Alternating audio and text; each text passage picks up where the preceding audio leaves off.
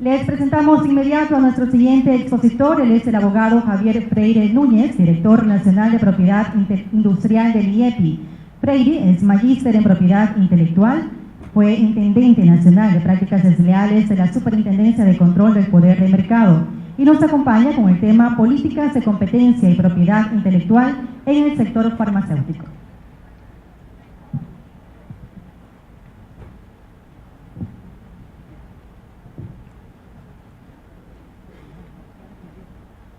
Buenos días con todos. Es un placer para el Instituto Ecuatoriano de la Propiedad Intelectual haber sido parte como apoyo de este congreso internacional que lleva adelante la Superintendencia, y también un agrado personal porque hace muy poco estaba también prestando mis servicios en la Superintendencia, así que vamos a ver un poco también cómo los temas de propiedad intelectual están relacionados al tema de competencia, que en fin, la respuesta final siempre ha sido que los dos temas convergen. Es más, algunos de los países lo tratan de manera conjunta. Ejemplo es el Indecopi de Perú, en donde tiene su administración prácticamente conjugado, lleva los temas de consumidor, competencia y propiedad intelectual. Así también le tenemos a la Superintendencia de Industria y Comercio de Colombia, que también tiene a cargo la atribución y defensa del derecho de competencia, propiedad intelectual y consumidor. En el Ecuador, les he dado la aclaración, tenemos dividido esas funciones. Por un lado está el Instituto Ecuatoriano de la Propiedad Intelectual, que entre sus atribuciones también están temas relacionados con competencia desleal. Por otro lado está la Superintendencia, que maneja exclusivamente los temas de competencia relacionados con lo que está pasando en el mercado. Y por otro lado tenemos la Defensoría del Pueblo, que también se encarga de la protección de los ciudadanos por temas de competencia desleal o algún efecto de engaño que se pueda realizar en el mercado, que lo comparte un poco con el Ministerio de Industrias y Productividad, que tiene también una subsecretaría en ese tema. Bien, es interesante hacer la reflexión en la parte ecuatoriana de lo que pasó con Argentina, ¿no? Y tener en cuenta, me gustaría hacer una aclaración ahí. Vi que la equivocación del tema de medicamentos de marca no viene solo de la parte Ecuador, también viene de la parte internacional como es Argentina. Y en uno de los congresos internacionales, que también estaba una compañera argentina, les había gustado la propuesta ecuatoriana, porque fíjense ustedes, a la gente que consume medicamentos o a las personas que están encargadas de comercializar o en cualquier parte de la cadena de distribución de medicamentos, no existe la categoría de medicamentos de marca. No existe. ¿Qué es lo que pasa? La marca o signo distintivo es únicamente un signo que sirve para identificar un producto de otro. Ejemplo, en las aguas, por ejemplo, las aguas que nos servimos, es el mismo producto identificado con marcas distintas, Tasalia, Dasani o Tesalia, o etcétera. Entonces, ese signo distintivo identifica un mismo producto, pero lo distingue. Para distinguirlo y que el consumidor pueda consumir Tesalia o Dasani, pues necesitamos el signo distintivo. Esa es la marca. Igualmente pasa en los medicamentos. En los medicamentos tenemos aquellos que son innovadores, es decir, aquella industria que ha investigado y saca un nuevo medicamento puede ponerle su marca, ¿sí? Tiene su marca. Luego de un tiempo, ese medicamento, que va a ser protegido por 20 años por una patente, o sea, va a tener un monopolio legal establecido por la ley de propiedad intelectual, luego de los 20 años de ese medicamento cae al dominio público, y por eso vienen los genéricos, es decir, aquella industria que puede, a partir de ese medicamento que ya está en el dominio público, producirlo y venderlo. Entonces, de ahí, de alguna manera, por eso el genérico lo que hace es romper de alguna manera con el monopolio y bajar el precio.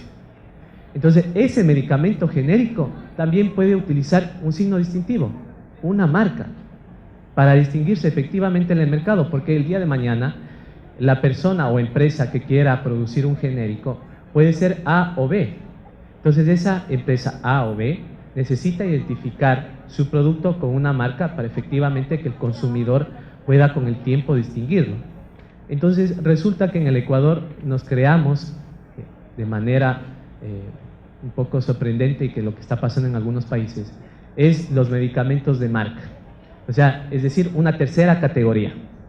Y esa tercera categoría, lo que ha pasado ya en investigación interna, que lo voy a tratar en la tarde a la gente que le interese, voy a tratar a profundidad y con evidencia qué es lo que ha pasado con esta famosa distinción entre medicamentos de marca, es que un medicamento, como lo dijo la persona que me antecedió en la palabra en Argentina, es que un medicamento de marca es el mismo que el genérico, es decir, el mismo principio activo. A lo mejor tendrá otra forma de fabricación o otras formas de haberlo producido, o si es en cápsula o si es en otra presentación, perfecto, pero es el mismo principio activo.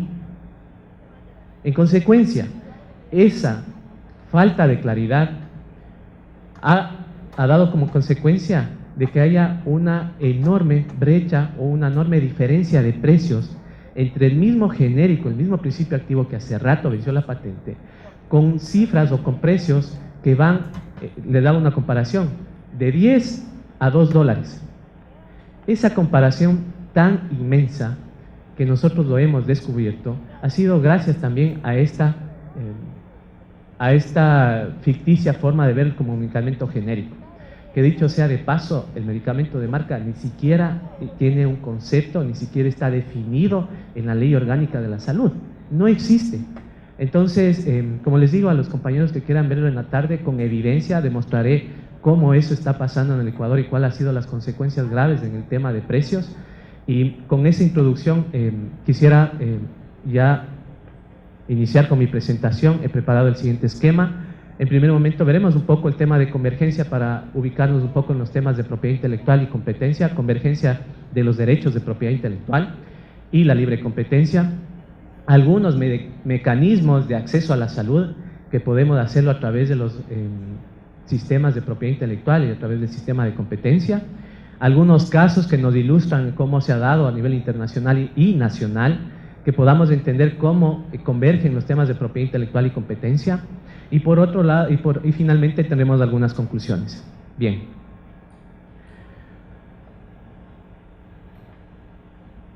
Aquí hago un gráfico en donde pueden ustedes de alguna manera ver que tanto los derechos de propiedad intelectual como los de la libre competencia convergen. ¿Por qué? Mientras el derecho de propiedad intelectual se dedica a proteger las creaciones del talento humano, del intelecto humano, háblese en obras literarias, háblese en marcas, a veces en una patente, que puede ser una patente farmacéutica. Lo que hace el derecho de competencia es de alguna manera garantizar que el consumidor tenga la libertad de elección, es decir, que tenga más opciones en el mercado y que también a los titulares de esos derechos de propiedad intelectual, llámese marca o patente, que no puedan abusar del derecho que se les concedió, ¿sí? Entonces ahí ingresa el derecho de la competencia a controlar que ese derecho que le otorgó la propiedad intelectual, que ese derecho que se le otorgó por un tiempo determinado, no abusen de ese en el mercado. Entonces ingresa el tema de la competencia. Igualmente hay que hacer la aclaración, los actos de competencia no son significado estrictamente o igual a actos de infracción. ¿Por qué esa diferenciación? Muchas veces y muchos países dicen que un monopolio muchas veces sí es justificado. ¿Por qué? Porque puede generar temas de innovación. El día de mañana yo tengo la invención de la televisión y tengo el monopolio, me otorgaron una patente, y tengo ese monopolio legal, artificial por un tiempo determinado. Entonces, ese monopolio puede estar justificado, ¿para qué? Para que otra persona que haga esa investigación o innove algo, sea algo mejor, es decir, innove. Y por eso muchas veces se justifican los monopolios. ¿Qué es lo que está prohibido? Y está prohibido en el Ecuador. Es el abuso de ese derecho en el mercado. Aquí tenemos algunas diferencias en la propiedad intelectual. Como les dije, crean monopolios legales determinados en el tiempo. Una patente farmacéutica, y que es el caso de Congreso, tiene la duración de 20 años. En cambio, el derecho de la competencia lo que hace es reprimir los monopolios, siempre y cuando ellos abusen de ese poder monopólico. La propiedad intelectual lo que hace es incentivar la creatividad e innovación, es una eficiencia dinámica, Y lo que hace el derecho a la competencia incentiva la distribución, eficiencia estática, es decir, lo que les había dicho, por un lado la competencia lo que busca es que haya más ofertas y que haya más productos o servicios también, si es el caso, para que el consumidor tenga la oportunidad y tenga esa libertad de elección. Aquí también el tema de control. El control en temas de propiedad intelectual es ex ante, es decir, cuando yo voy al Instituto Ecuatoriano de la Propiedad Intelectual y quiero, por ejemplo, solicitar una marca, en primer momento lo que tengo que hacer es una búsqueda para ver si existe una anterioridad y si no existe otra persona que ha registrado una marca y por consecuencia a lo mejor no puede iniciar con el trámite y por eso es un control ex ante. Igual para temas de patente, si yo tengo o estoy investigando, alguna universidad está investigando algún invento, lo que necesito también es de alguna manera ver qué se está haciendo o qué han registrado otras personas para en el evento de que yo quiera ingresar ante el Instituto Ecuatoriano de la Propiedad Intelectual, no esté por un lado haciendo lo mismo, es decir, ya esté investigado eso y por tanto la oficina de patentes no lo va a otorgar. Entonces sería un gasto infructuoso e ingresar la solicitud porque son tasas también que se tiene que pagar y por eso hay ese control ex ante del instituto y darle una búsqueda al investigador y decirle, mire, sobre usted, lo que usted necesita, hay esto en Perú, hay esto en Francia, hay esto aquí en el Instituto Ecuatoriano de la Propiedad Intelectual, no lo puede presentar. En cambio, en temas de competencia del control post, es decir, cuando yo ya le otorgué el derecho de patente, ya viene la oficina o viene la oficina de competencia a controlar cómo se está comportando esa empresa con ese monopolio. Entonces es el control posterior. Bien, ya viendo un poco los temas de propiedad intelectual, quisiera entrar cuáles son los problemas que el sistema de propiedad intelectual a través de la concesión de estos monopolios temporales, lo que produce en el mercado. Como les decía primero, y hay que decirlo, ¿no? El tema de los derechos de propiedad intelectual están limitados en el tiempo, es decir, no son absolutos. Tanto es así, y lo que hace es prácticamente un pacto el Estado ecuatoriano. ¿Qué es lo que le dice el Estado al inventor? Le dice, mire, usted ha invertido, ha desarrollado toda esa tecnología, le voy a otorgar 20 años para que usted recupere todo lo que usted invirtió, en 20 años un monopolio legal, y luego de esos 20 años, lo que yo hago el pacto como Estado es que ese invento se divulgue, es decir, caiga al dominio público para que otra persona lo pueda ver, lo pueda mejorar y pueda, de esa forma, logramos el tema de la innovación, el mejoramiento de las tecnologías. Entonces, ese es el pacto que hace el Estado ecuatoriano o los estados respecto al inventor, respecto al creador de una obra también.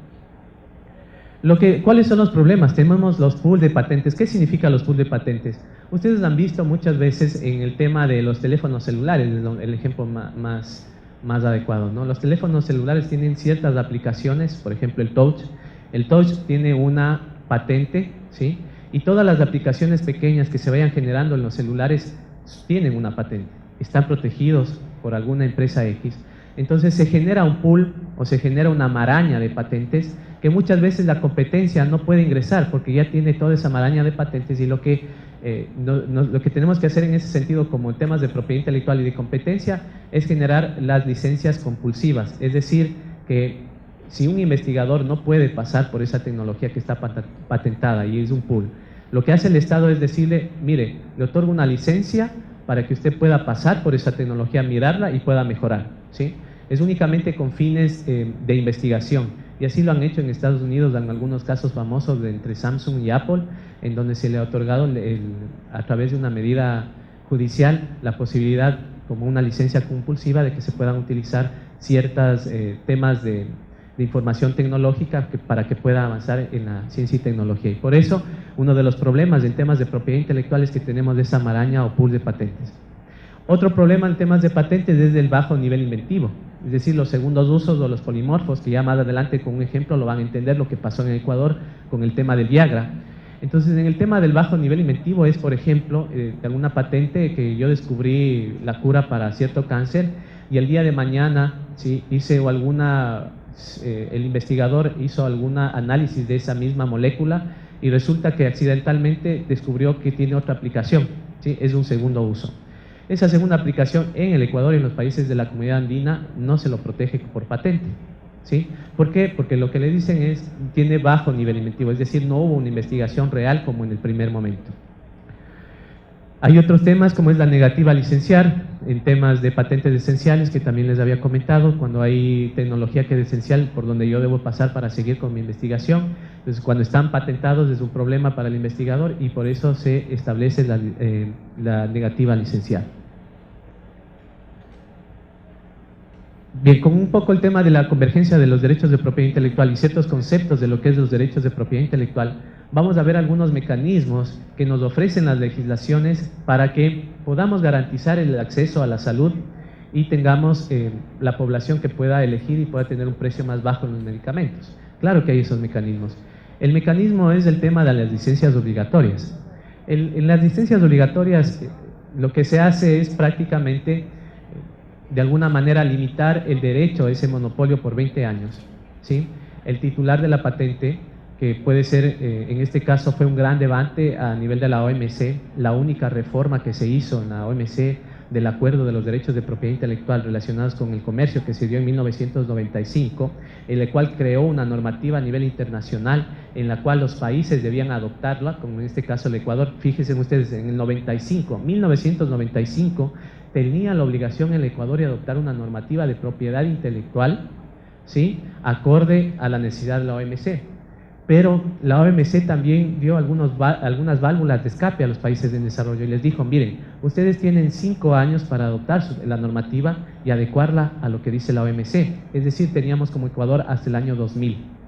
En el Ecuador lo hicimos en 3 años. En 1998 teníamos la ley de propiedad intelectual ya sin mayor debate, puesta en conocimiento de la Asamblea, y en poco tiempo se la puso en marcha y ya estaba aprobada, cuando teníamos 5 años más, es decir, hasta el 2000. Otra excepción que tenía y que planteaba la OMC a los países en desarrollo, les decían, mire, en algunos países como en el Ecuador no protegíamos las patentes farmacéuticas, no se protegía. Entonces la OMC lo que dice, deben ser protegidas las patentes farmacéuticas. Y para eso tienen 10 años, es decir, hasta el 2005 teníamos para implementar una normativa que proteja a las patentes farmacéuticas. El único país en el mundo que utilizó esa flexibilidad, y no por nada ahora nos sorprende, y es la primera potencia en el mundo en el tema de medicamentos genéricos, es la India.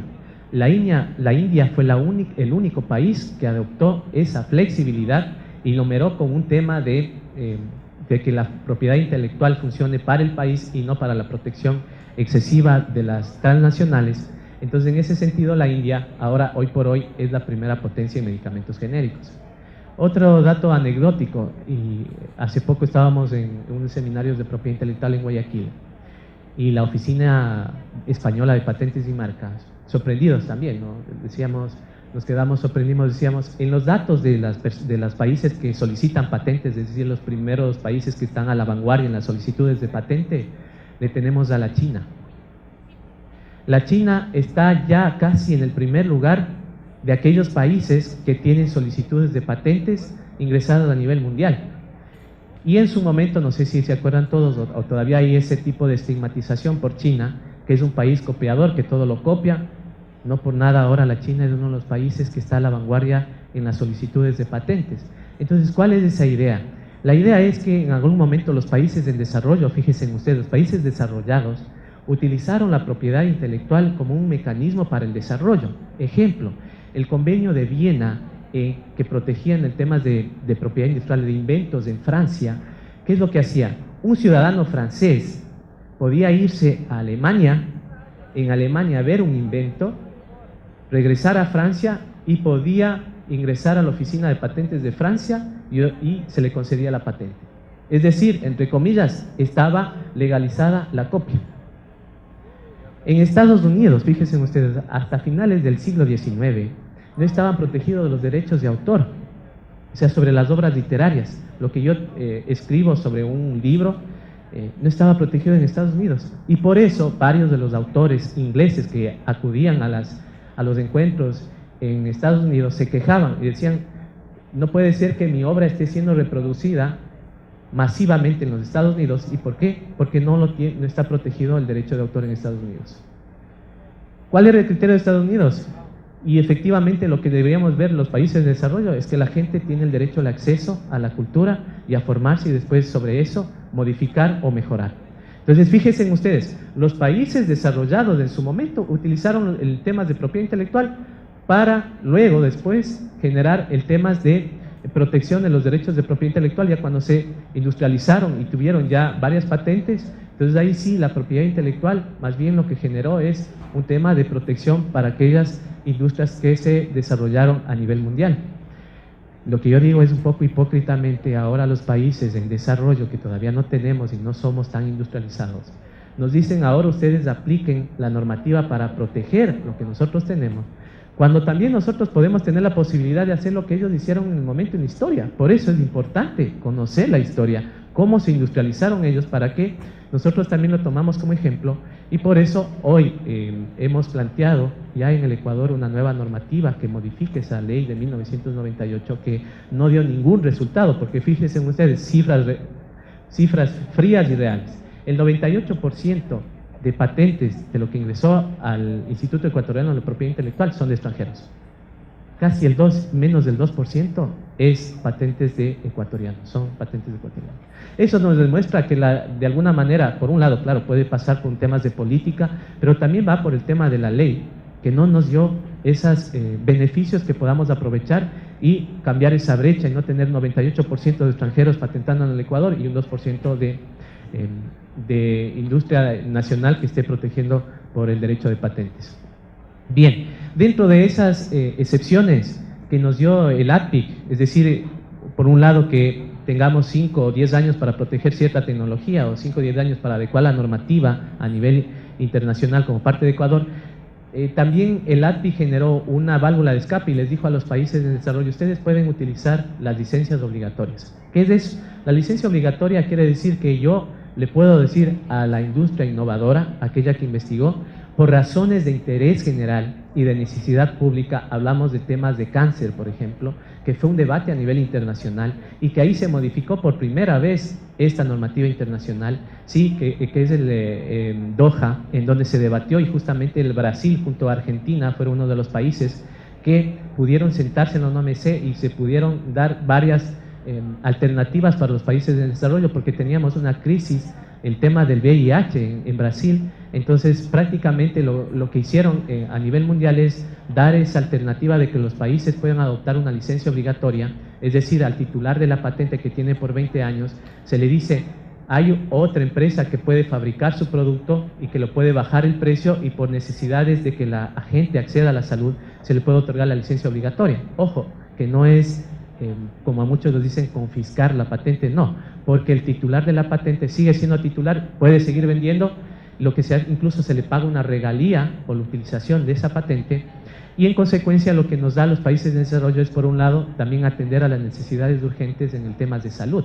Ojo, con temas de salud creo que estamos muy avanzados, y en eso el Instituto Ecuatoriano de la Propiedad Intelectual se ha preocupado por eso, y tanto es así que a través del presidente de la República se dio el decreto 118, que ustedes pueden ver en pantalla, que lo que hace es de alguna manera implementar esta flexibilidad que tenemos como país de desarrollo para que se otorguen las licencias obligatorias. Varios ejemplos, por ejemplo en Brasil, a través de la licencia obligatoria, miren ustedes, tenía en su momento 70.000 pacientes, equivalente al 42% de enfermos con VIH-Sida. Prácticamente era un tema de interés público y que alarmaba a Brasil, y por eso lo que hicieron es utilizar el mecanismo de la licencia obligatoria, y en este caso no se aplicó directamente la licencia obligatoria, pero sí lo que hizo es generó un efecto en el mercado, y que Merck, el titular de la patente, que es de Favirex, decida bajar el precio de 1.59 a 1.10. Igualmente, como les digo, el tema de la licencia obligatoria hizo que, por ejemplo, el Ministerio de Salud Pública de Brasil ahorrara cerca del 58%, esto es equivalente a $103 millones en el periodo 2007-2012. Es decir, en temas de propiedad intelectual y en temas de medicamentos también vemos el tema del acceso, que nos puede representar con cifras lo que se puede hacer a través de una licencia obligatoria. En el Ecuador, la primera licencia obligatoria otorgada en el año 2010 a favor de SQ Group para el principio activo para el ritonavir.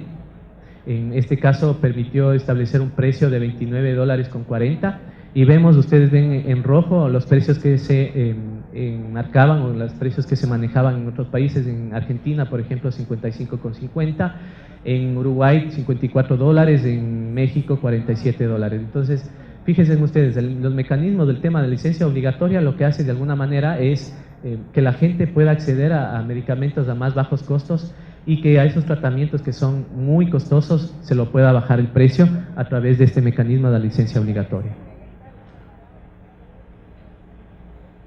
A ver, casos internacionales, aquí les voy a hablar un poco del tema relacionado con propiedad intelectual y competencia, ¿no? Hace poco, en el 2012, el Tribunal de Justicia de la Unión Europea dio la razón a la Comisión Europea, que es un organismo que está por debajo del tribunal. Gracias. En este caso se impuso una multa de 52 millones de euros. ¿Qué es lo que pasó aquí? En el tema de propiedad intelectual, algunos solicitantes de patentes que ingresan la solicitud a las oficinas de propiedad intelectual, esto va a ser estudiado por expertos en varias ciencias, ¿no? Tenemos expertos en patentes que van a analizar si esa patente cumple los requisitos para otorgarle los 20 años. Entonces, muchas veces eso tarda entre 5 y 6 años en hacer ese estudio, ¿no? Se promedia en todas las oficinas de patentes del mundo que promedia entre 5 y 6 años. Entonces, ahí varias de las empresas lo que dicen, si tanto se demora la oficina en otorgarme a mí ese monopolio de 20 años, lo que se crearon son los certificados complementarios de protección, es decir, por la tardanza en la otorgación de esa patente, a mí me deben un certificado que equivalga a más allá de los 20 años, ¿sí? En Europa, ¿qué pasó? Una de las empresas, en esto AstraZeneca, lo que hizo es, a través de este mecanismo, burlar a los temas de propiedad intelectual y hacer que se prolongue los 20 años, y con eso no ingresaban los medicamentos genéricos y por tanto estaba el monopolio del precio por determinado tiempo, y eso lo observó el Tribunal de Justicia de la Unión Europea y la multa fue de 52.5 millones de euros.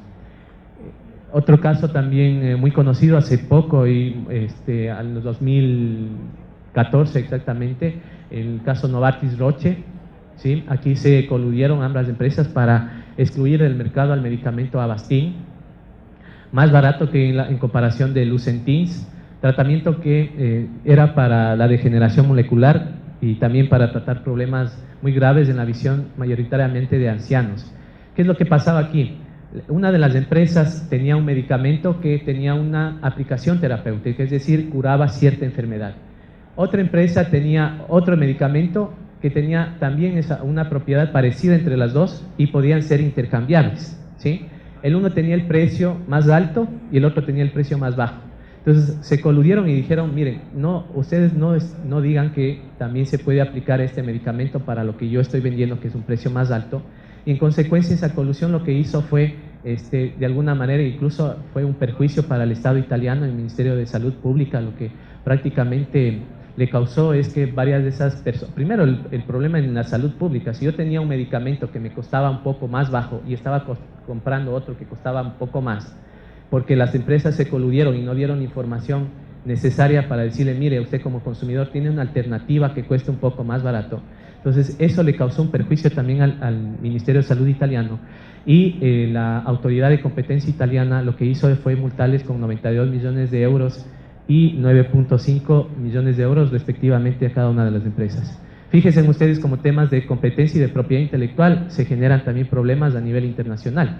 Este es un caso en Ecuador. Fíjense ustedes del tema de medicamentos, la publicidad un poco también denigratoria entre la copia y el tema de los medicamentos genéricos. Aquí se trata de la levocetericina. La levocetericina hace rato que está en el dominio público, es decir, la patente ya venció y por tanto vienen los genéricos a introducirse en el mercado. Tenemos el caso Suxal, como ustedes ven ahí en la publicidad, que cuesta $22. Lo que nos dice la publicidad es que bajó el precio a $12, igualándose al precio de la copia, que es de Gladel. No se ve muy bien, voy a pasar a la siguiente lámina para que ustedes vean lo que decía esa publicidad en la parte superior.